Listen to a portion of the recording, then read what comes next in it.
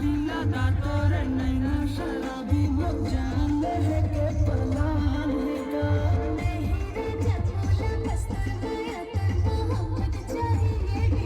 का दिला दा तोर नैना शराबी मत जान है के पलान है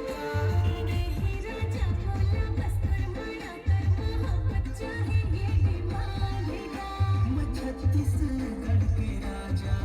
और छत्तीसगढ़ की रानी हो